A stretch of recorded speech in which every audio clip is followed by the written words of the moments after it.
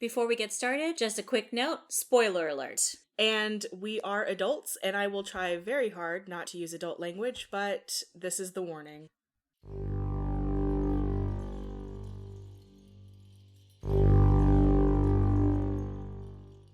Oh, it's recording? It's recording! I'm like, why is it moving? Okay. Hey friends, and welcome to Last Library on the Left. My name is Jennifer. And my name is Sadina. We're a horror review and discussion podcast where we talk about horror in books, movies, and other formats, why we seek it out, and why we need it in our lives. After an hour of pre-production gossip and time wasting, we're back! we talked a little bit about what we need to do. Right! The first 10 minutes and the rest was catch up.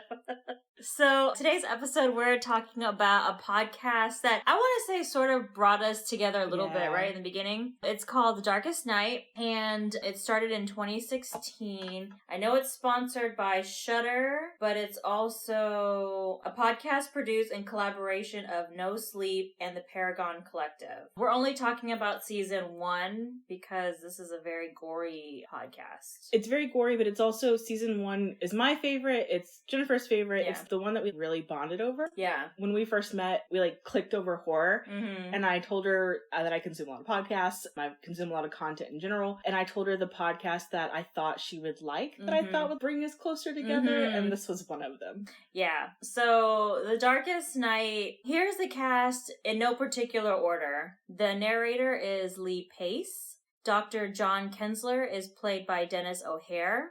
Katie Reed is played by Bryn Langford. Claire Lobdeau is played by Missy Pyle. Vivian Lobdeau is played by Callie Shutera, and Callie Shutera also plays Ramsey, Ellie, and a receptionist. Oscar Lobdeau, Pastor Mike, and Patrick are played by Johnny Farrow. Reginald Darden and Rick is played by Chris McKenna. Clinton Lobdeau is played by David Cummings. Barbara is played by RuPaul. Ray and Marcus are played by Zach Crowley. Leah and Emily are played by Ellen Jameson. Faith is played by Megan Gorman. Lenny, Jack, Jim, and Charlie are played by Miguel Lopez. George is played by Lorenzo Antonucci. Brett and Jameson are played by Casey Adler. Rachel is played by Cody Cameron. Lucy is played by Michelle Visage. Pam is played by Marion Malloy.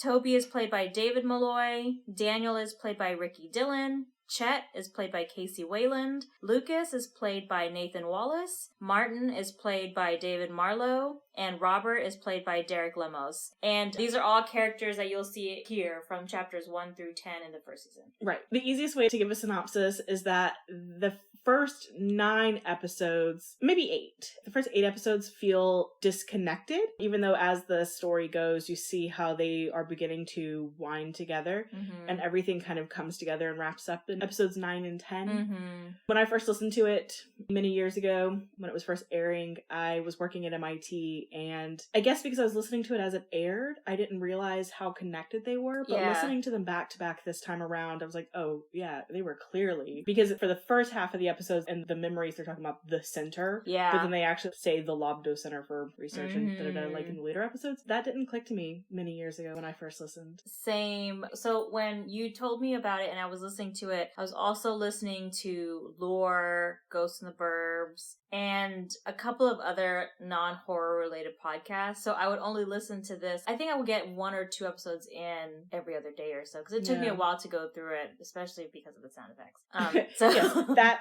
should be a warning that the audio engineering is phenomenal for this podcast. I mean, I would recommend headphones all the way, but it has got quite a bit of audio and body gore. Trigger warning. Yeah. I mean, there's trigger warning for a lot of reasons for this. In fact, the body gore is not the most upsetting to me, but there is a trigger warning for child death and child abuse. And in episode 2. So keep that in mind. It is the roughest one to listen to. You very possibly could skip it if you like, I think. It doesn't affect the full story. In my opinion, I really thought about skipping it the second listen go around for the podcast, but then I pushed through and listened to it and made the absolute worst decision of my life. It was just, if you can picture in your head that meme, that gif from Arrested Development where Job is always making bad decisions and he always goes, I've made a big mistake. Yeah. That was my life. And re-listening to episode 2. Since we're talking about the audio in specific, I'm going to bring up the thing that I didn't want to tell you in pre-production. So when I was doing some research, I found this article on CNET that was just talking about the recording aspect of it. And it said Darkest Night is recorded on a Neumann Q100, I can't say this word, binaural, B-I-N-A-U-R-A-L, binaural microphone. And that's a mic shaped like a human head. Oh! Of course it was! Why wouldn't it be? And that's why I had to wait for us to be on air to say this to you. Oh my god. Okay, how much does it cost? Because we need... That's the second reason why. Because I was like, I knew you were going to say we need it. So, well, let me just go ahead and continue on. So, CNET also said a mic shaped like a human head. Seriously.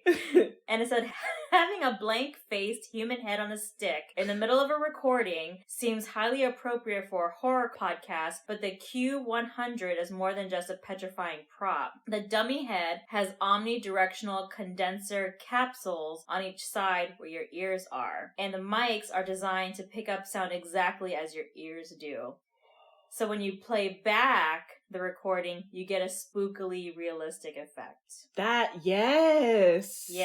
On top of that, the performers, they don't just stand and read into the mic. They're moving around. They're actually acting out their roles, which is why sometimes they're whispering in your ears and stuff because they're doing their due diligence. Yeah. And so it says you have to use headphones, which it did creep me out the first time I listened to it. Yeah. I was listening to it in headphones. But my new car has really good sound system. And man, it was good in the car. It was so good in the car. And when we say good, we mean to the point where I knew the second go around listening to be mindful that the sounds I heard were not happening in real time. And it still got me. Where was I? I was in the office. Mm-hmm. And I was listening to it. For the last couple of days, people have been in and out of the office a lot. And I was listening to an episode and a door opened. And I was like, fuck, who else is coming into the office? And I turned around and nobody was in the door. And I was like, oh no.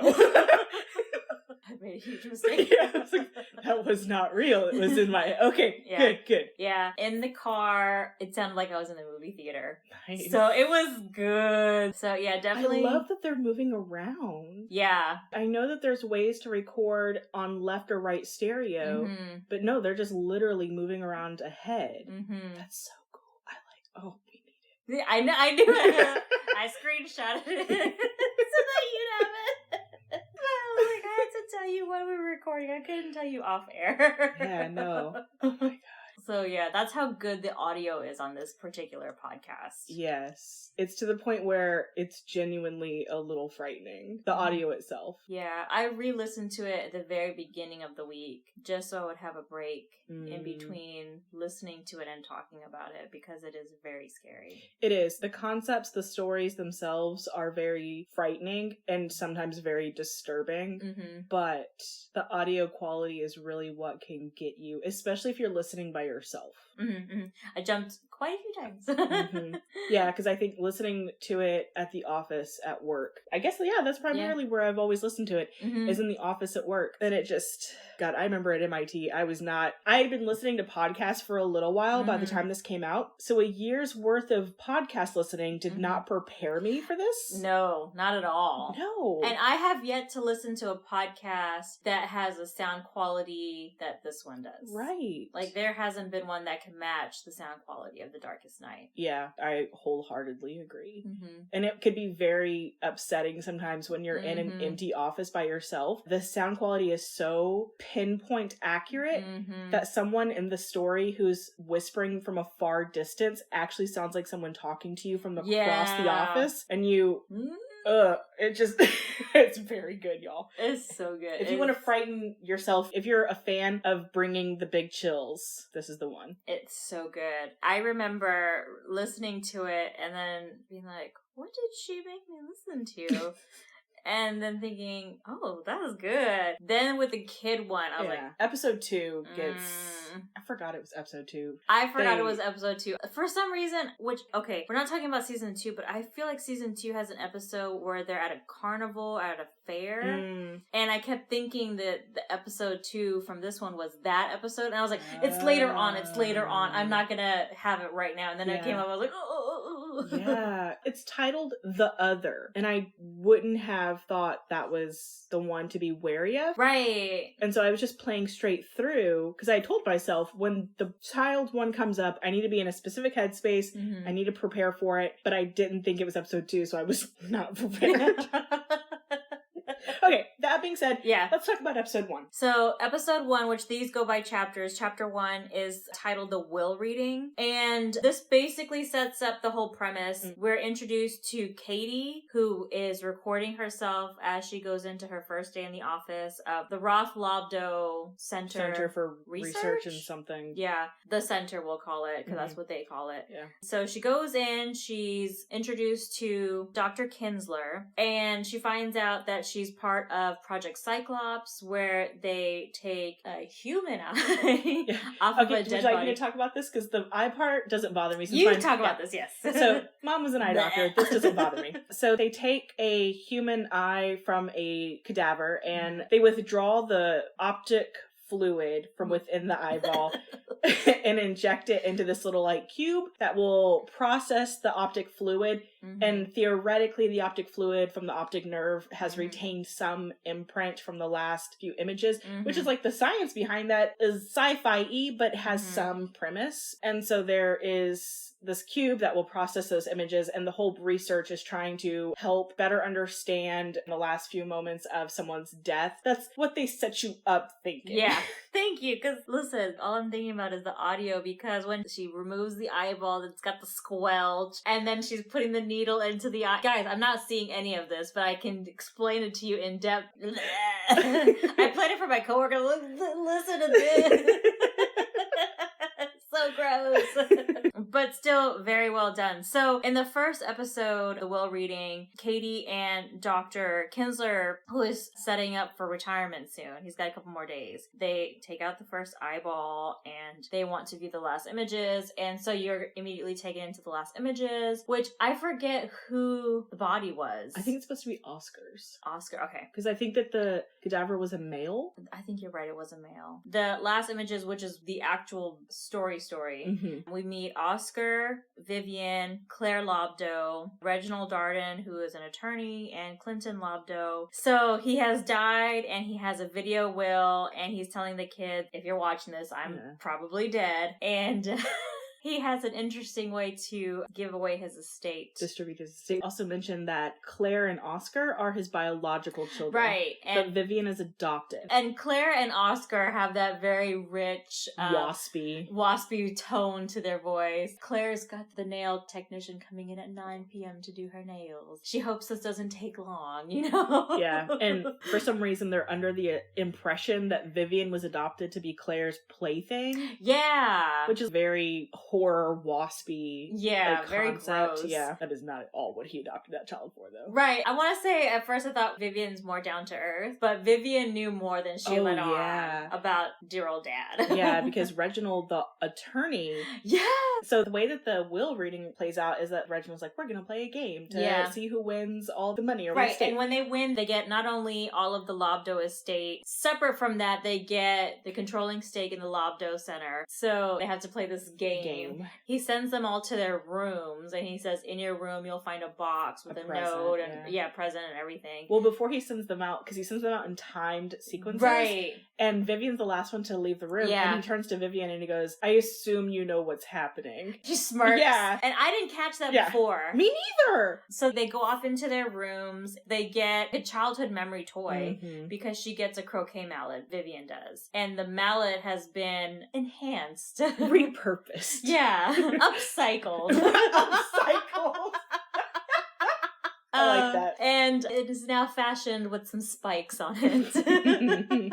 And dear old dad comes over the speaker because he's recorded all this preemptively. And he says, so the object of the game is to have one survivor. And you have to kill your other siblings in order to earn the estate. Yeah, you have to take what's yours. Yes, he says that, take what's yours. And he even says there can be no draw. It has to be one over everyone. And then he says, I've also booby-trapped the place too. And good luck.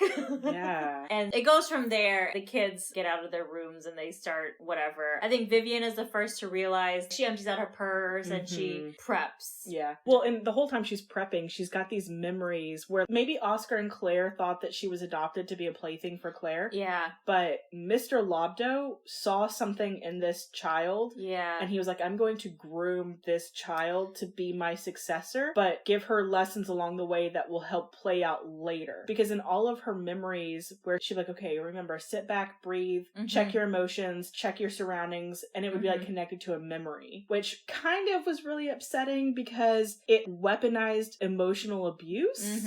And I didn't like it. Yeah. So I think the first thing she does is she wants to go outside of her room. She realizes there's a guillotine up there. But the thing is that the booby traps, he says, are not meant to kill, only maim. Yeah. Because she mentioned that the guillotine, if you were going out of the room at normal pace, it would have cut the foot. Yeah, clipped the heel or something. Yeah. And Oscar's room was booby trapped with a trap door? Because that's what he fell through. He said something condescending, like, you were always... What did he say? Oh man, no, I have this because it's the quote. He was like, oh, he never loved you and you were just a plaything for Claire. And she starts laughing and she goes, you're such an idiot. He never loved anyone. He was like me in that way. And I was like, huh, no.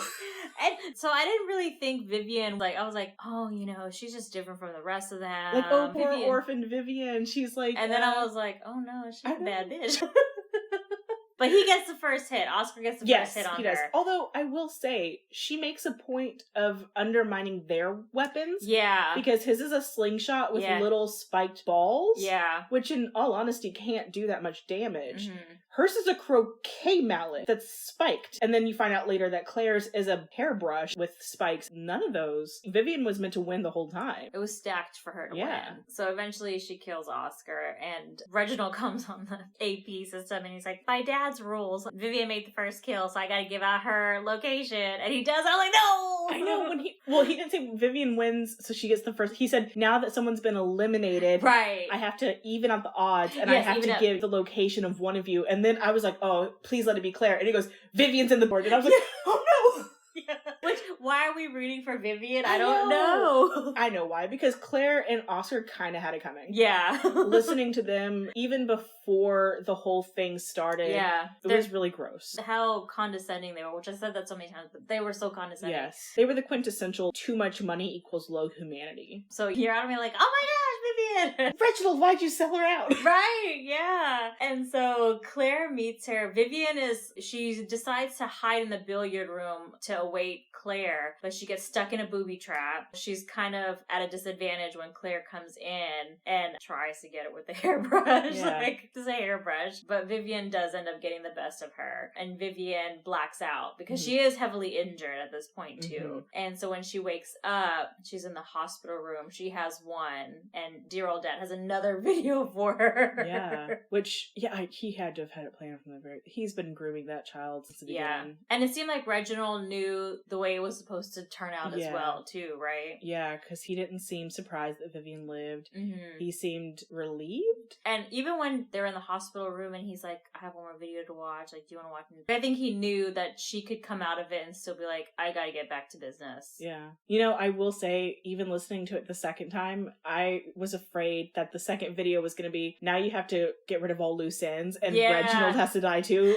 I was like, oh, poor Reginald. Yeah. But it wasn't. That wasn't the... No, that wasn't it. No. So they cut to her, that last step. She's saying, yes, she's going to watch the video, whatever. And so you're back with Katie and Dr. Kinsler, and Katie's freaking out. She was like, we just saw something about the head of the company. What are we supposed to do? And it's supposed to be the final images of the death, but Oscar had been long dead by then. This went on past the death. And Dr. Kinsler's like, well, that just means that the trial wasn't working. Yeah, he was like, we have to tweak the serum. It's fine. He's so matter of fact. Yeah, Dr. Kinsler, I suspected him for being no good for a long time was wrong, but the fact that he was so chill about it, he was like, clearly that wasn't real. Yeah. Like, why would it be real? Why would they give us a head to investigate something like that? And you find out later, but he was like, no, it's clearly a nightmare. Why else would it have staff? Yeah, you know? yeah. It was weird. And he maintains that excuse for a hot minute, too. Because he's like, who's developing the serum? We are. That's why staff keeps showing up in all the memories. And I was like, I don't think that's how logic works. No. I also don't think that's how the optic nerve works. Like, maybe part of, like, the brain? The part of the brain that dreams? Yeah. Maybe if they'd been taking fluid from there. Yeah. But not from the eyeball. So funny. Yeah, Dr. Kinsler's like, don't worry. It's fine. It's fine. He was like, don't screw up my pension. Right, yeah. He's like, I've got 8 days, lady. Which, like, I mean, he was like, do you know how much money 35 years worth of paychecks are? And she's like, what? And so that episode ends there, which I forgot to mention, the episodes are short. They're very short. 20 to 45 minutes in between there. This one was definitely the longest one. It was 42 minutes? I think so. And the rest of them average about 20. Yeah, so they're not bad listens. Like, they're easy listens. Well, they're not easy listens. No, they're not easy listens. The duration is not long. If you have the stomach to binge it in a day, you could. Which, more power to you. No. So we move on to the second chapter, which is called The Other, which is the chapter that took both of us out. Yeah, I can't believe I listened to it a second time. That was so dumb.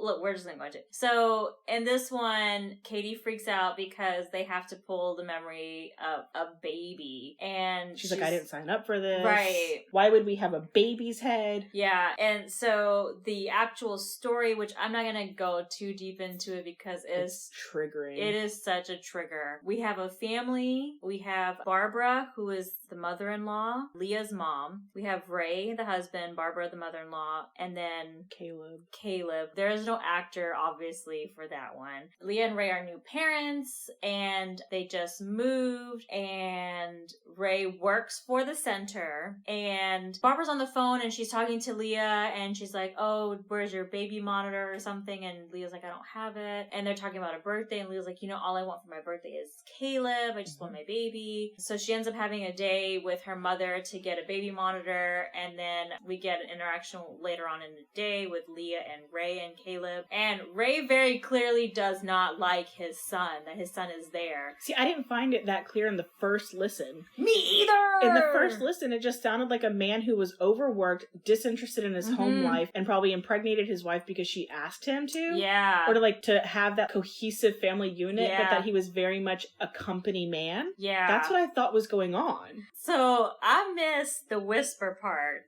Girl! Ugh, that was one of the first times listening to it. I want myself at MIT with all those whispering. I can't.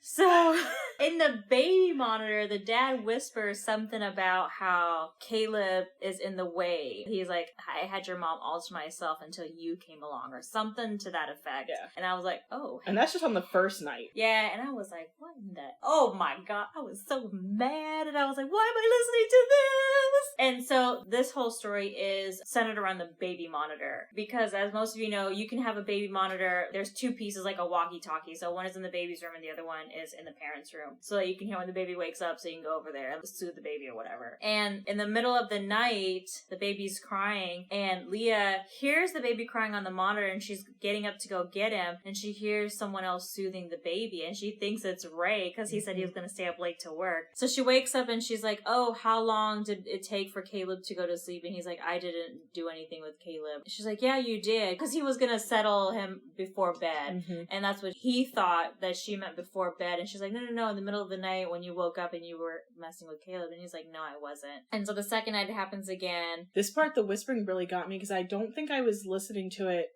That's not true. I think I repressed a lot of this episode. I repressed a whole hell of a lot of it. Because the second night, she wakes up to hear, what would your tiny coffin look like? Mm-hmm. And I was like, oh no. Yeah. I got chills again thinking about it. It's so terrible. How terrible to wake up to that. And she's like, what is Ray talking about? Yeah. And she kind of gets up abruptly in bed, and then Ray wakes up next to her. Yeah. And I was like, oh no. And she freaks, rightfully so, yes. freaks out. And goes to the baby's room. No one's there. Which, by the way, open. We forgot to mention, the window's been open the last few nights. Oh, yes, the window's been open. And Ray's been yelling at her, accusing her of leaving the windows open because she likes to have the windows open in the house. And she's like, why would I be leaving the window open in my baby's room? Yeah. And we also forgot to mention that in the previous night, was the previous night with the bird? The first night, let's not talk about the bird. I feel like that's a whole other level of messed up. We don't need to be telling people about this. Like, the baby had a bruise. I'm just going to put it that way. The baby had a bruise. Okay, yeah. Because we did forget to mention that first morning. Yeah, the first After morning. the first night. They wake up and the baby's covered in blood, but it's not his blood. Yeah. But he's got a massive bruise on his face. Yeah. And Leah's afraid that if they call the cops... Because people they assume the worst. And the whole time, Ray is gaslighting her about this thing, like the window and and he brings up the fact that she has to be on lithium because of a mental health disorder. I completely forgot about that whole situation where he brought up her lithium. Yeah, he's really trying to convince her that and me as a listener the first time, I was like, are they trying to set this up as a supernatural element? Or is it like a human stalker coming in for the baby because the window's open? Is it a changeling? Is it a fae? Is the baby being spirited off in the middle of the night? It was so much worse. See, and I thought with his gaslighting, I thought that she was suffering from some form of mental illness paired with postpartum. And that's what he was trying to convince her. Yeah, and I was like... Because he would say that he couldn't hear the baby monitor. Yeah. He's like, isn't that a side effect of being off the lithium? And shouldn't you be on it? And she's like, that I can't be on it while I'm breastfeeding. And Ray worked real hard. He did. And it doesn't help. There's actual whispers in there. And it's like, listen to him. Oh, stop, shut up. Yeah. So this continues on until eventually the baby is taken and kidnapped. And I don't know what to say, y'all. It just is horrifying. It's horrifying because they put in a fucking song about this baby Caleb is looking for its mom and he's missing, and the song is so terrible. It's so upsetting. Terrible. It's so upsetting. I completely forgot it existed, and then when it started playing I was like, oh, what the fuck is this? I know, and I'm gonna be honest, if we weren't having to talk about it for the podcast, I would have fast forwarded it, but I was like, I think I need to listen to the song. And I don't think I listened to it the first time around. I was so horrified. So I had to force myself to listen to the lyrics. I'm pretty sure I repressed it the first time. I swear, it's so gross. So they end up moving Ray and Leah because Leah's like, he's gone. We're never gonna find him. I know in my heart he's gone. I can't stay here. So they're getting ready to move, and she's packing up Caleb's room because it's just easier to not see his stuff. And she smells something in the closet, and she's like, what's that smell? She goes in the closet, she finds out there's a little doorway, and she finds a little space inside the closet. Finds the missing baby monitor. It's all packaged up in a bow because it's her birthday. Inside the box is the missing monitor, and underneath it is packing peanuts. And as you can probably guess where I'm going, underneath the packing peanuts is the body of her child. And that's where that one ends. And here I kind of want to talk about the creators of Darkest Night, because after that wholly emotionally, spiritually, mentally upsetting episode, that song, her crying, the reveal, and then it goes into this kind of small interview with the creators and how they like pitched this episode to Shudder and the song and everything. And these guys sound like quintessential dude bros. Yeah. I just picture a bunch of Ken dolls like sitting around with a beer in their hand and just yucking it up. Yeah. And like to have that be so abrupt after that episode, I I can't do this. No. And I took a couple of days You did. to not listen to the rest of it because I was like, I know I have to listen to the rest of it. Well, even my notes teetered off because it's so disruptive and so upsetting. That was such an upsetting episode. This episode is, like I said earlier, if you need to skip episode 2, Do it. I mean, It's spare really yourself. rough. Episode 3 is titled Subject 6-Alpha-2. This is one of my more favorite ones. This one is a good one too. Yeah. I liked this one. So I did not take the break. I immediately went into the next episode because I was like, I just need to forget that one. That's a good point. And this is a good palate cleanser. This is a very classic government conspiracy, paranoia. This was a good one. Yeah, this was a good one. In this one, we meet Faith, Lenny, George, and Ramsey. So we open up to same thing, Katie and Dr. Kinsley. He asks her if she's doing okay, and she's like, yeah, I'm good. Yeah, she's kind of like, it can't be worse than a dead baby. Yeah. It's fair. She's trying to soldier on. I know, the girl came back after, that was her second day at work, y'all, and she came back. I'd have been like, peace. Yeah. Good luck with your retirement.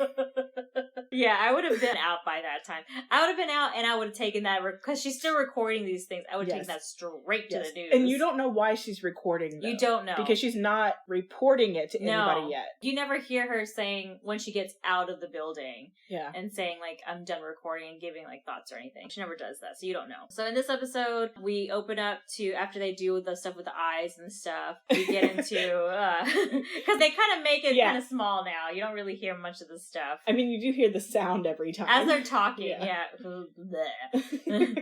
So, in this chapter, we have a man and a woman arguing, assumed a married couple.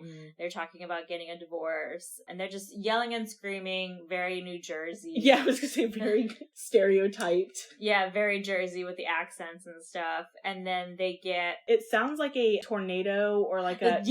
like a siren going off for a tornado, or sometimes you would hear them during train spills, during chemical spills. I know I've heard them for tornadoes, because we don't have those sounds here, but I've heard them for other places. Those are the tornado alarms. And they're not kind of sure. They're still arguing. Yeah, they don't... Is it the wife? She thinks it's an ambulance? Yeah, she thinks it's an ambulance. The husband's like, have you ever heard of an ambulance? Something like that? She's demoralizing him and like, be a man and go check and see what it is. And he's like, you want me to be a man? And like, they're still arguing this whole time. And I'm like, oh my gosh, shut up and just figure out what it is. And then his phone calls as they're arguing. Is that before or after the gunshot? Oh no, so what happens is that he goes to the window. Yeah, and he sees that there's SWAT cars and like cars with satellite dishes. Clearly there is something happening in their building. He's like, well, I'm gonna go, find out what's wrong. But then someone else exits the building and gets shot. Yeah. Without warning. Yeah. And then I think his phone rings. But all it says on the screen is answer phone. Like, that's the caller ID. That's so typical horror movie, right? Like, so typical horror movie. And he shows it to his wife, and she's like, well, answer. But they take so long to argue about it that they miss it. They miss the call. Because then Ramsey gets on the speakerphone. Oh, that's what it is. So, like, after the phone stops ringing, and she's like, well, it's not our problem anymore. Yeah. And then Ramsey gets on the speakerphone, and she just goes, answer the phone. And then it rings again, and it just says, answer the phone. And I was like, no, thank you. I would go out there and be killed. Go ahead and just kill me now. See, I think I would have hunkered down. I just feel like this is where it's going to go. You're going to kill me. Okay, let's just get it over with. Come on. I would have hoped for the best. I would have been like, throw the phone out the window and hide in my apartment. And then your fridge starts to talk to you, like... That's a good point.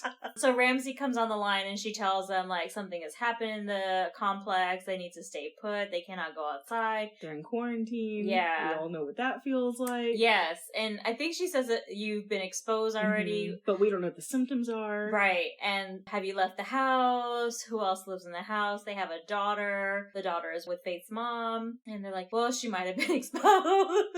And they're like, we'll find them. And they happen to know where the mother lives, which that's creepy. creepy. Yep. And so just hold tight, whatever. And they start freaking out. Oh, and then she says, don't open the door to anybody. She asks them, has anybody come to you claiming to be your relative? And he was like, what do you mean claiming to be my relatives? And now that I know what all is happening, they're just planting paranoia is what's happening. The brain is actually creating these scenarios. Yeah. But then somebody knocks at the door and she again is like, be a man, go look at who it is. And he looks outside and there's no one outside, but someone is talking through the door. Yeah. And she's like, how is someone talking if they're not there? And he's like, well, it's my brother. And she's like, you haven't even talked to your brother in 7 years. He doesn't even live here. Right. He drove all the way, like 6 hours or something to be there. Yeah. And the brother's like, your wife's a bitch. Yeah. And he's like, it sounds like my brother. Yeah. So messed up. It's got a lot of comic relief for like an episode that's really creepy. It really does. It sets up a lot of really great comic relief, which is good timing. Yeah. The baby one, but... And so again, they're still fighting. This couple, they're still fighting. They can't stop it for nothing. No. And they're arguing now about letting George in or not. They've completely forgotten the fact that their daughter is with the mother. The mom, Faith, calls her mother and ends up being rerouted to Ramsey. And I'm like, that's a problem. They call Ramsey and Ramsey's like, don't open the door. How do you know it's George? Like, it's sort of this, which they talk about it later. It's authority versus family, right? Family connection. So she's trying to tell them, please listen to us. You will die. Don't open it for your brother. You don't know if he's there. The brother, George, is doing everything he can to convince both of them that it is, in fact, himself. He's there. Please, I'm so tired. I can't stand anymore. I traveled all this way. Are you going to let your bitch wife tell you what to do? Right, yeah. Really playing on the fact that you've kind of already sowed this discontent in their marriage. Yeah. And so finally, Lenny he opens the door and it's Ramsey. It's Ramsey. With a voice changer. Because I'm not George, or something like that, and she shoots him square in the face. And then Faith also like, can I drop the accent? You're like, what? Yeah, Ramsey and Faith turn out to be both British, and they're doing a clinical trial on a mind-altering drug. Yeah. And this one was a failure because even though he was listening to authority in the beginning, family ties ended up swaying his decision. Yeah. They very clinically are like, well, that batch is a failure. Are you ready to move on to the next subject? And she's like, yeah, let me just get into character. And she's like, yeah, okay, like shaking it out and like getting ready to go into be the next argumentative wife to the next guy. It literally starts out the same that you're taking a nap or something like what that. What are you doing sleeping at a time like this? It was Yeah. just, man, that one got me because I have a lot of distrust in the system, in any system. This whole like concept of the government doing these experiments, that these things they've done before, you know, there's precedent for maybe not exactly this that we know of, but there's, you know, there's precedent for unsanctioned clinical trials on the public. And this was a good episode. It was a really good one. Good comic relief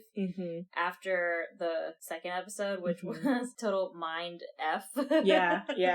And then setting up for the fourth episode, which to me was equally as disturbing in a way. Yeah, it's upsetting, but it's not as upsetting as the second one. Yeah. So the fourth episode, chapter 4, is titled In the Basement. And again, Katie and Dr. Kinsler are there. So this is probably where they start bringing in more of the story because I start seeing more of the center being involved. And this is where Katie's starting to question the center. And Dr. Kinsler is still kind of the side of the center a little bit. But he says he ran into Dr. Ramsey on the elevator. Yeah. And so he asked her about her research or something. And no, he asked her if she was hiring. Right, because they had lost someone in that memory. Yeah. And Katie was like, you what? Like, have you ever talked to this woman in the 35 years you worked here? Yeah. And this was the first time you ever ran into her alone on the elevator. Yep. Katie's starting to have like a panic down spiral of they know we're onto them. Like they're the ones giving us the heads. They know what's happening. And he's like, no, it's fine. Yeah, he's trying to talk her down. Calm down. It's fine. So let's get on to the next one. He still thinks that somehow memories being altered and changed based on the faces. Yeah. Because that's kind of how dreams work. Your mind manifests faces of people you've seen on the street but don't necessarily know. And he's kind of trying to play into that. Right. And I think at this point he said that one was a dream. But yeah. So they go on to the next eyeball. This one is titled In the Basement. And we meet Marcus, Emily, Brett, Oh, the girls, the daughters. And so we have this mom, Emily, who hires 2 paranormal investigators to investigate her house because she heard something. She claims that she's seeing her dead daughters. Yeah, and they're setting up and stuff. Which very Ghost Hunters, like right, Ghost Adventures. Very much in my head, I have Ghost Adventures guys, like doing this whole shtick. Yeah. So it seems like it's those guys who are setting up right now, and one of them gets a blip as they're running through their equipment, and he kind of freaks out. It's not just a blip; all of the monitors go off at the same time in all the rooms, and he's like, "That's not possible. Nothing could be setting them all off." It quickly turns out that they're amateurs. Yeah, Emily, the mom, was like, "I thought you said that you were ghost hunters." And he was like, well, we sometimes get stuff and and he's like, well, this has never happened. And she's like, well, now you're official. Right. And she's like, what are you to do? And they're like, I don't know. Very amateur. She's been bonding with one of the investigators over the death of his little girl or something. And they're bonding over the deaths of children and they're losing their kids. And she's like, well, if you're not prepared for this, if you're not ready for this level of activity or whatever, she's like, I guess you can leave. And she's really disappointed. She's gone from mourning mom to completely kind of bitchy and putting him down and stuff. And she was like, well, whatever, just come and help me flip the breaker board. And he was like, yeah, sure. Where's it located? And she's like, in the basement. But the entire time that they've been bonding, he's been hearing little girls whispering in his ear, saying, kill you. Kill you. And then only once, does one of them say, she's going to kill you. I didn't hear that part. Oh, I heard, because now I knew to listen for it. Yeah. And I was like, ooh, they only got it out once. Yeah. And, and he's like, your daughters are talking to me. And Emily is like, yeah, they were always misbehaving. She's like, I had to punish them. He's like, okay, fine, I'll help you with the breaker board. And so they get down to the basement and she clubs him. And she's like, they tried warning you. And she's like, nice try, girls. Maybe next time they'll listen. Yeah. It turns out that she murdered her 2 daughters children, because they were not what she expected, I guess, out of kids. And now she's murdering anybody who doesn't uphold the standards she expects. So, scam artists. And, and she's murdered 6 people at this point, but her daughters are trying to warn the people she's luring into the house, which is why he was hearing the daughters say, kill you, she's going to kill you. And then the mom is like, better luck next time, we'll try this again. Yeah. This is really messed up. I kind of like it though. I was kind of a fan. I liked it because I wasn't expecting it, but I also was just like, oh, okay. Kids. Right. I felt really bad for the girls and I felt really bad for them being trapped in this location with this psychotic person, but also while trying to prevent her from murdering more people. And so far failing. Failing, right. So. And the way they would say kill you was sing-song, and I was like, Right. They found it kind of funny, which it plays into the unruly part of the one. Oh, and the mom was like, now you've got more friends to play with. Yeah. And I was like, ugh. Oh, no. No, thank you, Mom. I wish that they had more of, because I did forget about the beginning parts with Katie and Dr. Kinsler. So the next episode is titled Camp Bethlehem, which that one was a creepy one. Yeah. That was a creepy one. But in the beginning of the episode, Katie and Dr. Kinsler are talking, and Dr. Kinsler has been looking at the key card logs. And it shows only Katie and him are coming in, and he realizes that whoever is dropping the heads off for them to review is deleting their records, so you don't know who's dropping the heads off. Dr. Kinsley says it could be anyone on the totem pole, which I didn't realize now, that's total foreshadowing. Clearly, yeah. Obviously. There was a lot of foreshadowing that you don't catch on to the first listen. And it's at this point that Dr. Kinsler is like, okay, we obviously need to do something, so keep your mouth shut. Right, because he's found out that she's recording. Yeah, he found out she's recording. And she tells him that she's recording because she's got an uncle that's in the hospital. He's sick and she's trying to help out. She's sold her car to help with bills and stuff, so she's just barely making it by. You now know she's recording for corporate sabotage. Although she doesn't have a buyer, she just is... She's just doing it. Yeah, she's like, this is a possibility, so I'm gonna do it, which, I don't know, going in, if she didn't have a buyer and after the baby, I'd be like, I'm gonna find another way. Yeah. I'm like, this is too much. Right, this is a lot more than corporate sabotage. This is way more than I signed on for. There has to be another way. Yeah, but she keeps on. Yeah. So the head that they look into, I think, is a female head, I'm assuming, because in this episode we meet Ellie, Rachel, Pastor Mike, and Jack. Ellie and Rachel have been sent to this church? They're attending a youth sobriety camp. And you find out the youth sobriety camp is part of a cult that has sprung up centered around a god named Abaddon, which is the name of a fallen angel, so I found that weird. Oh, that's interesting. Yeah. If you follow the Gnostic and stuff, it's one of the fallen angels that they didn't choose a side. The ones that rebelled and the ones that didn't choose sides fell. Yeah. But Abaddon's one of them. So this one I didn't listen to. I'm gonna be honest, I listened to it, but I didn't really listen to it. No, it's a very Lovecraftian episode. Yeah. And it feels very out of place. It is very out of place. And I'm gonna be honest, I don't know why it was put in, because they barely mention it at the very end. Yeah. But the way they mention it explains why they put it in here. So you have these two girls who are at this youth sobriety camp. They did not want to be there. Their parents put them in there. And Pastor Mike and his assistant are prepping them for being sister wives. Sister wives to Abaddon. To Abaddon. And one will be chosen over the other. Yeah, one will be a sister wife and one will be food to the other sister wives. Yes. Which was gross. And the other sister wives seem hypnotized? Yeah, hypnotized for sure. But something supernatural is going on because they start acting like they're drinking. Yeah. Oh, that was weird. This one gave me a lot of chills, and I didn't like this one at all. Yeah, don't read Lovecraft stuff. I think Lovecraft Country and other things that we've touched on that are Lovecraftian and you've enjoyed. Yeah. I don't think you would actually like original Lovecraft literature. I don't think so. Because this was very similar. This one was no. I was scared. Really? I was scared. I was afraid. I was kind of bored. But you know what? There was some boring aspects to it too. Yeah. I was scared for these two girls because these two men were taking over their bodies and their choices because they were tied up and they were doing things to them. And at one point, it seemed like one was giving birth to something. Yeah. The sister wife became the mother as well of Abaddon. Yeah. Which is also like, whatever. I think that's why I wasn't all that bothered by it, because I've read a lot of Lovecraft, and Abaddon was being kind of replaced for Cthulhu, but Abaddon was a fallen angel, and Abaddon's the angel of destruction. He's like, like rules the underworld. And they wanted Abaddon to come for and, like, the end bring of the world. Ragnarok and not Ragnarok. The end of the world. That Ragnarok's the wrong mythology, but maybe that's why I found it boring, because it's taking the Christian myth of the end of the world and layering on Cthulhu, layering on you have to sacrifice to bring the end of the world. Yeah. And like all these layers of other mythologies, and it just was very clunky. Very out of place. Yes. Although not when you find out at the end. I was like, okay, now I see how all that probably actually played out. Before you get to the end of the series, it feels very out of place. Yeah, so that was that episode. It wasn't great. It wasn't. And that's the thing, is that the episodes kind of start to teeter out as far as interest for me, because it wasn't until I was listening to Camp Bethlehem that I remembered it was actually part of this podcast. I thought for a long time I'd actually listened to it on another podcast because it feels so out of place. See, I remember Abaddon, and I think in season 2 or season 3, Abaddon plays a bigger part.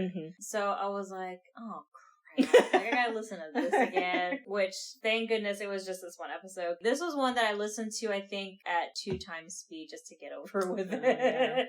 Because it was scary and boring at the same time. We'll move right on to chapter 6, which was another boring one for me. Horn's limo service. Oh, see, I liked Horn's limo service because I liked the limo driver. I liked her, but I was bored. Yeah, the rest of the story is not great, but I like her character and what her character means to the overall story. So this episode features Jameson Billings, Lucy Mayer, and Rick Conti. So in this episode, we have Jameson that's catching the cab. Yeah, he needs to go see his brother who's OD'd in the hospital. Yeah. But he can't drive for some reason, so he's calling cab service. Yeah. Which turns out to be a limo. Yeah.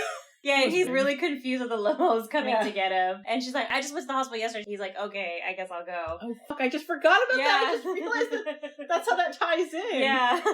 So he gets into the limo, and they're driving. He notices that she doesn't have problem going into traffic or driving or anything. And he's like, wow, it never opens for me, that left entrance. Turn, yeah. And then at one point she goes, don't be alarmed by the person in the back. And there's a guy with a gun in the back, and he's like, what? Yeah, because he got out to a 76, which I guess is a gas station or a convenience store? Whatever. Anyway. Yeah. But, so he goes in and he gets a drink and he comes back to the car and she's allowed some guy to creep into the back seat and he's just there to mug them or rob them. Yeah, he's there to rob them. And she's so disinterested. She's like, okay, so whatever. Bored. When Which I love that about her, because she's so bored. She's laughing the whole time. Yeah, when he's like, I'll blow your brains out. She's like, okay. Laughing. This is a big joke to Lucy. Yeah. And as they're driving to the hospital, what reveals itself is that, of course, Rick wants to rob them, but Lucy has the power of influence, because at one point, Rick's like, I'll blow your head off. And she's like, no, not if you have the gun stuck down your throat and it like gets stuck down his throat, which the sound effects for that were really gross. Like, see, I found them hilarious because I was like, wow, he really sounds like he's gagging. Yeah, and I was like, my throat was hurting for him. I was like, oh.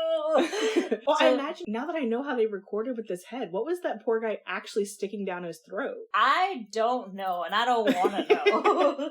I don't want to know. I mean, even to pull that sound effect off, what did you have to do? Yeah. Right? This is not just breaking celery, you know what I mean? Right, it actually sounds like there's something like in his throat. Yeah, and he's really gagging on something. So we find out she has the power of influence, and then the story itself starts to reveal Jameson is in that limo for a reason, Rick is in that limo for a reason, and they're connected. They're connected because Rick sold Jameson's brother the drugs that caused him to OD.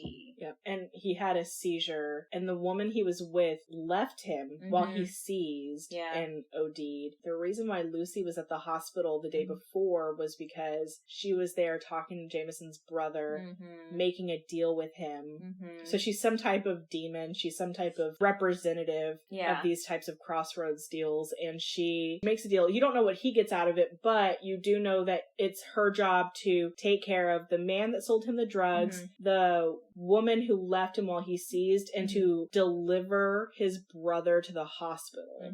Which, I mean, she did. Yeah, because it turns out that the brother is not the greatest of brothers, right? He actually hopes that his brother will die from the OD. And she delivers him to the hospital because she said something about the car, and she makes them take off their seatbelts. So for Rick, she was like, all right, Rick, your job here is done, so you can leave. And he can't get the doors unlocked. And she goes, no, the door on the seat. And she meant the gun. So he picks up the gun and kills himself. Yeah. Then she tells Jameson that she's going to deliver him to the hospital, and she gets him to take off his seatbelt. She hits like the hedge, and he goes out the window. Her laugh the whole time. Her laugh is great. Yeah. It's like it's got that nice line of Wicked. I liked it. Yeah, that was a good one. But I was still kind of bored because I was like... Because it wasn't until the end that everything kind of started to like really tick off. Yeah, at this point, I'm more interested in what's happening with Katie and Dr. Kinsler because they're ramping up with... Their reveals are becoming more important. Right. So I'm just like, okay, I don't care about the eye stuff anymore. Until this one, Chapter 7, the Saber formulation. This one was a good one. I liked this one. In this episode, we meet Pam, Toby, and Jim, and there are 3 scientists who are working on a formulation. She's a scientist too, but she doesn't work on their project. Yeah. And so the 2 guys are working on something, and... This one is the first one that is very clearly occurring at the Lobdo Research Center, because these guys are researchers for the center. And... Man, I really like this one. It's so good. Let me rewind back and see what's happened between Katie and John before that. In this episode, this is where John gives Katie Henry's information so that she can get some help. He says, I know an email address, one that's not necessarily public info. And we have learned that his daughter died. Yeah. Dr. John's daughter died. From a drunk driver? From a drunk driver. Yeah. And so he wants to help Katie because she reminds him of his daughter. Okay, so yeah, Toby and Jim are arguing, and Pam comes in, and, you know, they're having their discussion. And then there's an explosion that happens, right? Yeah, the chemical they were working with, they're trying to perfect the balance of some type of thing in the chemical that they're working on. And so there's an explosion after they get their bearings together. They're just trying to figure out what's going on. And at one point, I believe it's Toby who starts thinking first, and they hear his thought. And they're like, Toby, why'd you say that? And he's like, I don't know. I was thinking out loud, I guess. And they were like, what'd you mean by that? Because clearly he was calling someone else out. I can't remember who he was calling out, if it was Jim or Pam. Oh my god, Jim or Pam from The Office! Sorry. Oh my gosh, I didn't put those 2 together. And I think Jim and Pam are a couple. Oh my god, Toby is the name of the HR guy that's in love with her in The Office. Is that what they did here? I wonder, maybe. Oh my god. That's funny. gosh. That is funny. So whatever formulation they were working on, it turns out that what happens is, I want to say it activates your thoughts where others can hear what you're thinking. Like your neural centers and stuff. Yeah, but at the same time that others can hear what you're thinking and you can talk to them through telekinesis almost. Telepathy. I did that yesterday! Oh my god, with Mewtwo! Okay, my daughter was watching Mewtwo Strikes Back and she's like, why is it that when he talks, his mouth's not moving? I was like, oh, it's telekinesis. Like, no, it's telepathy. And I kept doing it like 6 or 7 times. I mean, now in your defense, Mewtwo also has telekinesis. I mean, he does, yes, but I was, man! So because they're telepathic, they also lose the ability to speak because Toby and Pam can do the telepathy. They can project. They can project, yes, that's a better word for it. They can project, but they can't talk. Jim can talk, but he can't project. Mm-hmm. Whenever he tries projecting, it sounds like muffled and garbled. And then we find out that Toby and Pam have a little thing going on. Pam is pregnant. Mm-hmm. She thinks it's Toby's. And Toby is like, no. Yeah, I don't want... This is over. He pushes her away and she hits her head. And then that's where I lost the rest of the episode because... She starts to seize.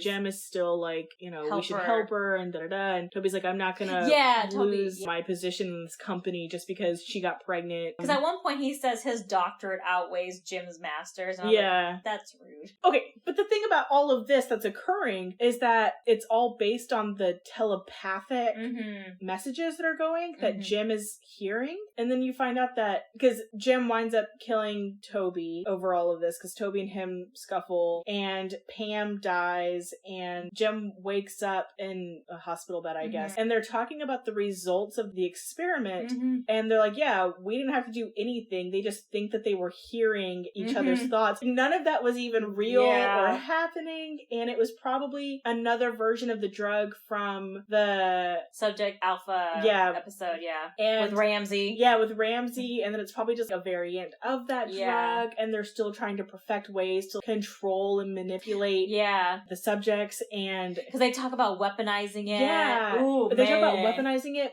for war or against their own population control. That's what scares me. That's the part that frightens me about all of this. Because the military R&D is always... So, when I walked in and I would archive and catalog some of the research, a lot of it is military grants and some of the research they were doing. I was like, why would the military be interested in this? That's like, because the military wants to weaponize everything. But if they can weaponize it... Please don't come get me. I'll edit that part out. If my FBI agent is listening, I didn't say it. I'll call you today to make sure you're okay. Oh my gosh, so we're recording this on Sunday, August 8th. It is 1:33. We joke and we're laughing and it's very nervous laughter. This will air on August 22nd. So, just in case something happens. Anyway. If you hear me next talking alone, you know what happened. But the idea that the military weaponizes everything. Yeah. But, that's all they care about. And so the episode ends with, how can we weaponize this unperfected serum for war, but also how can we use it against our own population? That freaking terrifies me. Which actually brings me back to the very first episode, to Clinton Lobdow and him talking about why he created the Roth Lobdow Center. Because he was bored. And he was previously making weapons for the military and he's bored. And he was like, I needed something interesting. Yeah. And I was like, this is the opposite of Iron Man. Like, yes! Oh my god, if Iron Man had been a psychopath. Yeah. So that's the end of that episode, which was very scary. Yeah. And then we get into chapter 8, Tic-Tac-Toe. Which I also found very boring. I found that one really boring. I just couldn't get into it. Yeah, I actually wound up being on my phone on Pinterest before I realized it, and I hadn't listened to most of the episode. I was in my car having lunch, and I opened up Pokemon, and I was just catching Pokemon, and then catching up on emails and stuff, and I just was kind of half listening to it. So this one talks about a home invasion going awry. We have Charlie and Patrick, and Charlie has gone into Patrick's home to kill him. He's just gonna kill him. And the whole time you're hearing memories of Charlie with his child. And it turns out that Patrick ran over his child and killed his child hit and run style. And so Charlie is back to pay him the favor. And so they play tic-tac-toe with his body parts. hurts. Yeah, with his actual toes. Yeah. And he kills him using a volcano mixture. Yeah. But instead of the lava, it's like frothy blood, and yeah, it just wasn't interesting. It wasn't interesting because that was like his favorite memory with his daughter making a volcano with her for science fair. Yeah, it wasn't interesting enough. It was I think maybe it was a little poorly acted too compared to some of the others. I think so. I think this one was probably, I don't want to say the worst of all of them, no, but it wasn't the most entertaining. No. But I think the reason why it was put in there was because between John and Katie, Dr.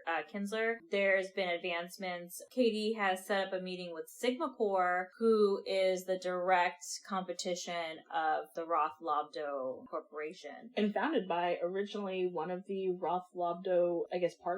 Yeah. So they're talking about that. She's talking about documenting everything and reporting it truthfully. And Dr. Kinsler's like, as long as my name is not in it and I get to collect that pension. Right, yeah. He's even going so far to say, like, it could be a glitch, like what we're seeing. You don't know, but he's back to covering his home butt. Yeah.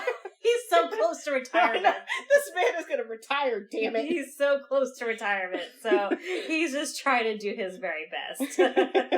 So now we get into the last two episodes. The second to last episode, chapter 9, is called The Last Interview. And we follow Daniel on his job interview at the center. Which was really just sad. That was sad on Daniel's behalf. That was a sad episode.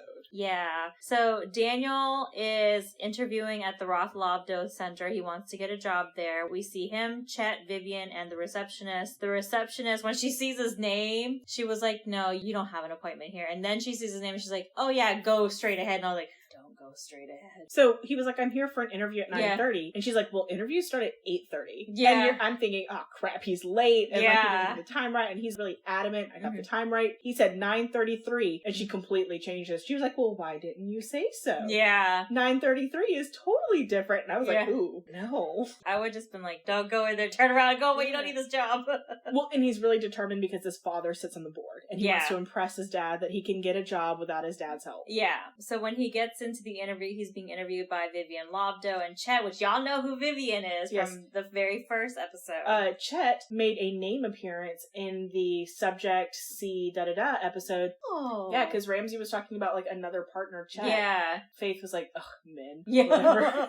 So in this episode, how do I set this episode up? Because it seems like it's going to be a normal interview, but we know it's not going to be as a listener. Except it doesn't, because it feels very Men in Black first interview. Yeah. Where, like, the elevator that he has to go to is in the elevator bank, but he has to go to the red one. Yeah. It, like, opens up weird. He almost makes it sound like the building reconfigured itself around the elevator, which was weird. So weird. And he's strapped to a table. I'm sorry, if I would have gone there and I saw Vivian, I'd be like... I mean, as soon as I got strapped to the table, and he was like, why am I being strapped to the table? She's like, well, the last person tried escaping. And I'd be like, oh no, this is not good. You shouldn't have to escape an interview.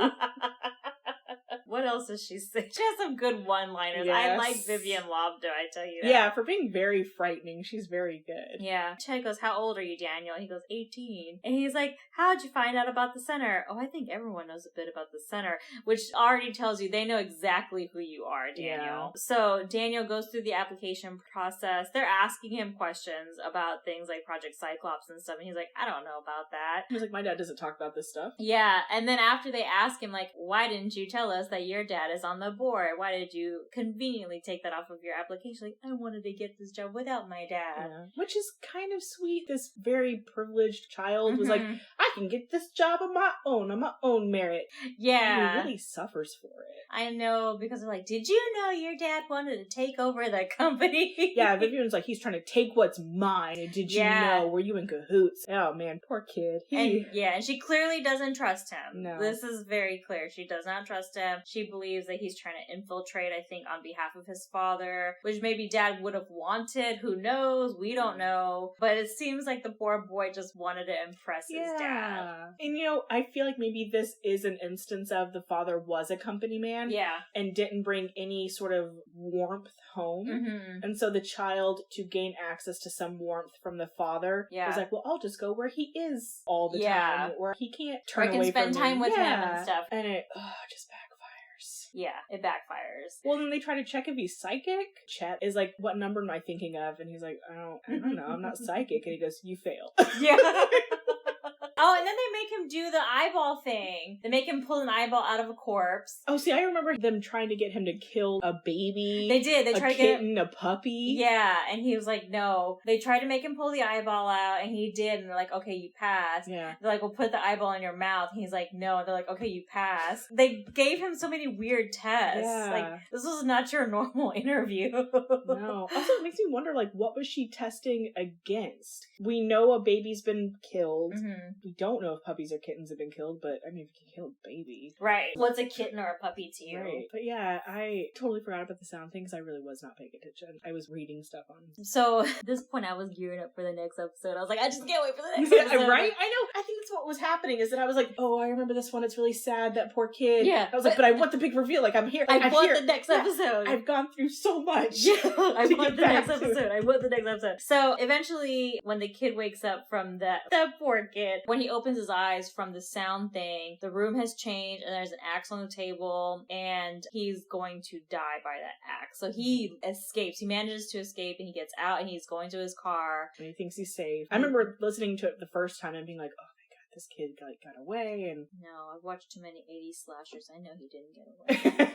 Because here comes some guy walking towards him, and the guy, he realizes too late that the guy has the axe in his hand, and the guy kills him, and he's like, I'm sorry, Dad. And the guy's like, you'll see your dad soon. And I'm like, ooh. Yeah. And so it's at this point that Katie has been given money from Sigma Corps, because she's feeling kind of high or whatever, like she's feeling kind of good. Emboldened, yeah. Yeah, and she's got to get the rest to Henry. Which is weird, because it doesn't explain what she revealed. No. It seems like she didn't reveal too much to him in the beginning, because she's like, I gotta get the rest of this stuff. So I don't know how much she gave him in the first place. Yeah. But yeah, she's got to give him the rest of the stuff. And so we hit on to chapter 10, the best episode, titled Hostile Takeover. Before we get into it, I'm going to give you the list of characters. We have Dr. Kinsler, Katie, Lucas, Emily, Vivian, Martin, Ray, Robert, Daniel, Chet, Charlie, Marcus, Pastor Mike, Lucy, Jameson, and Leah. And that's because we get some playback from previous episodes. So in this episode, there was a board meeting called, and I think in the board meeting it's Marcus, Emily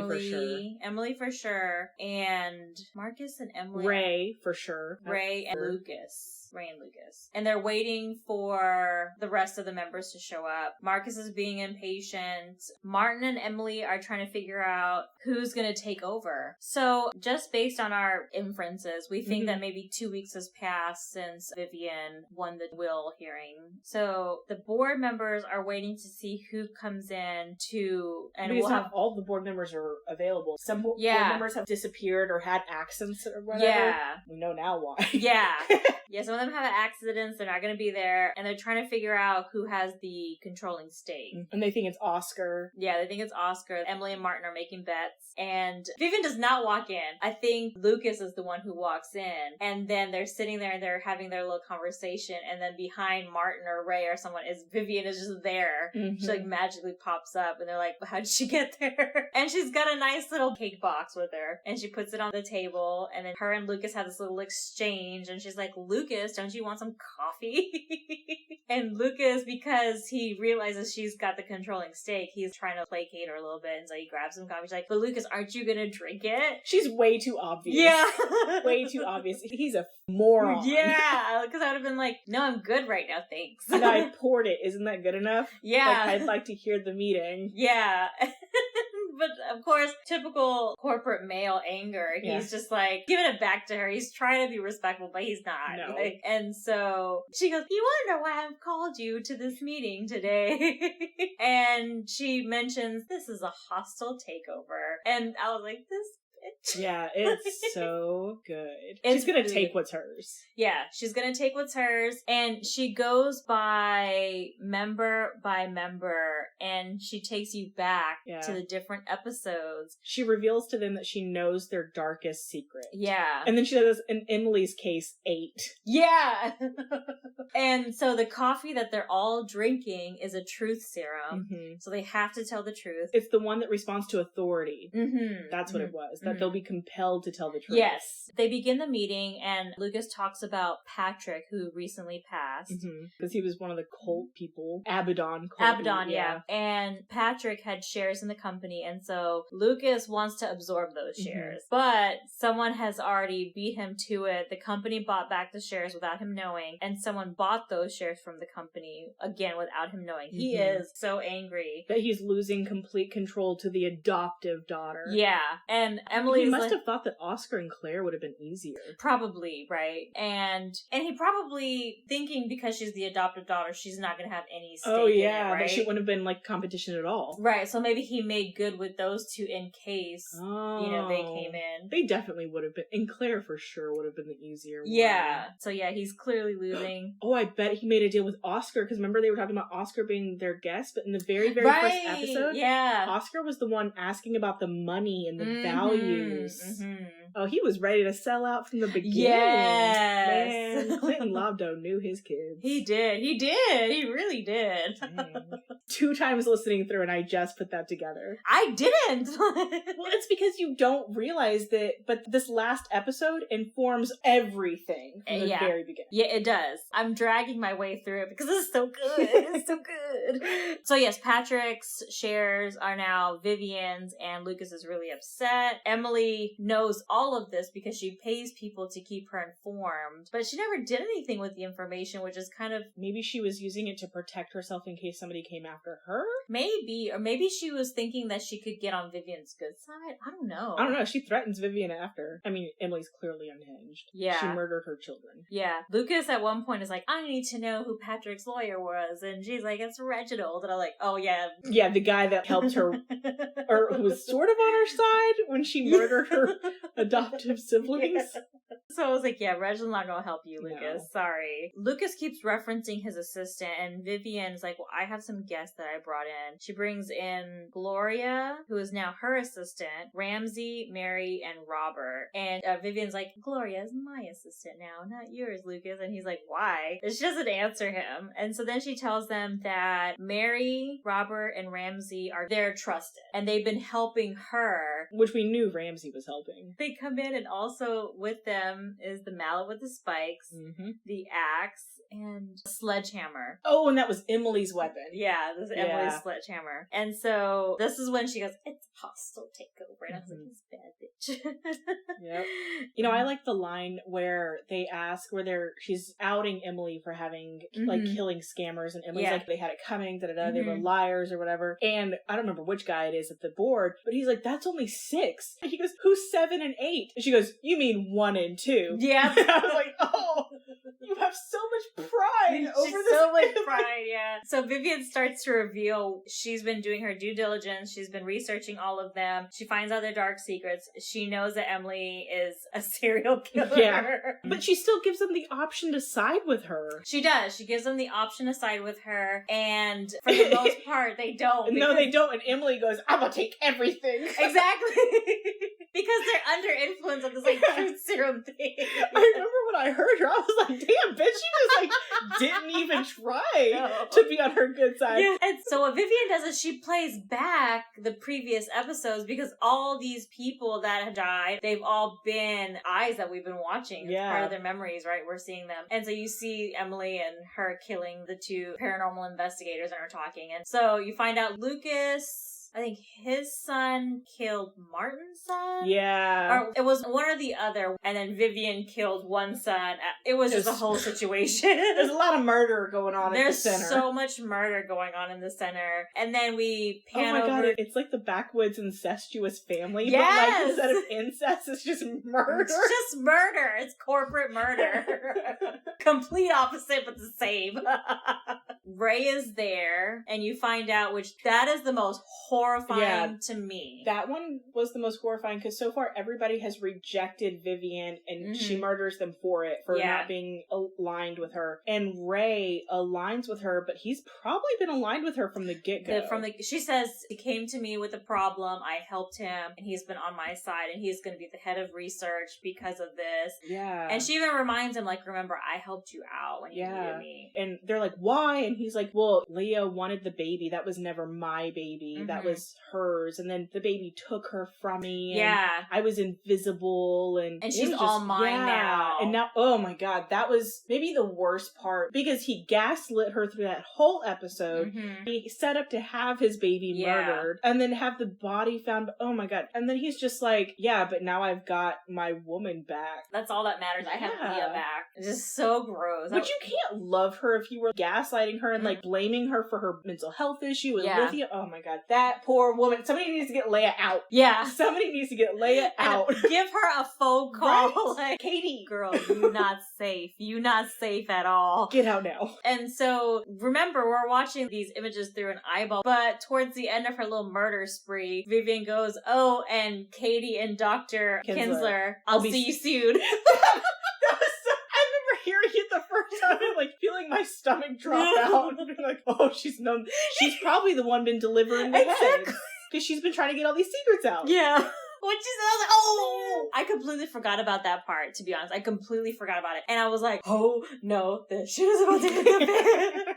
And so they get out of it, they're freaking out, and Vivian is right there. She didn't give him a chance there, and she's talking to Dr. Kinsler, who he takes the fall for everything. And she's like, I heard this was your last day.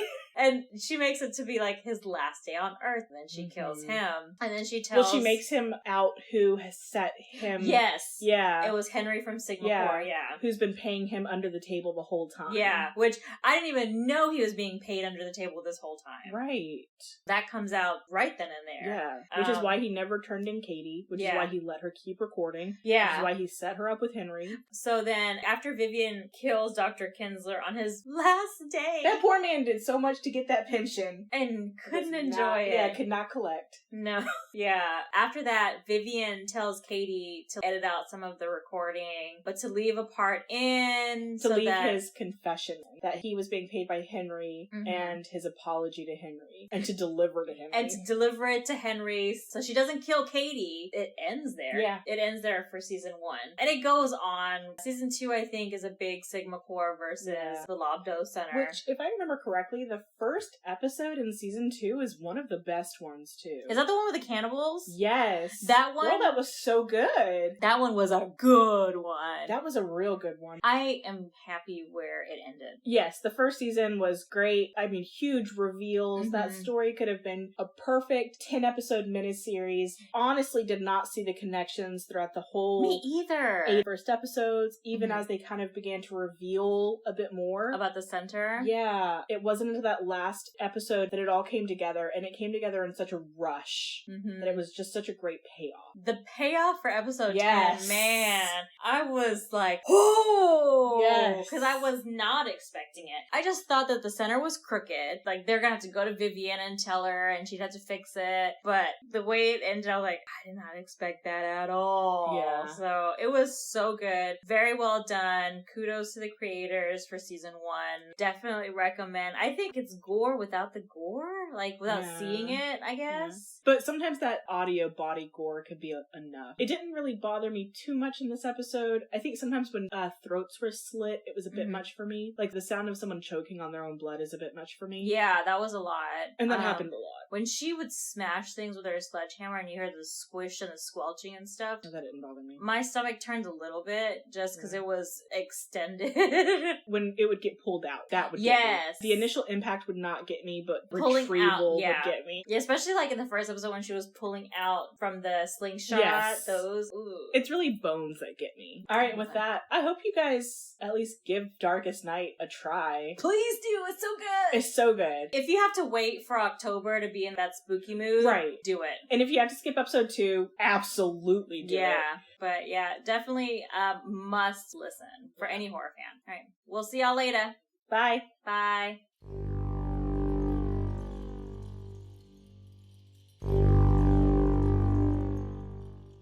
If you liked listening to us ramble on about horror, subscribe to our podcast and tell your friends. And if you would like to follow us on social media, you can find us on Instagram or Facebook at LLOTL Podcast. Check out our website by going to lastlibraryonTheLeft.com. Be sure to visit our About Us page to discover our 2 truths and a lie. Or, if you'd like to send us an email, you can reach us at somethingwicked@lastlibraryonTheLeft.com.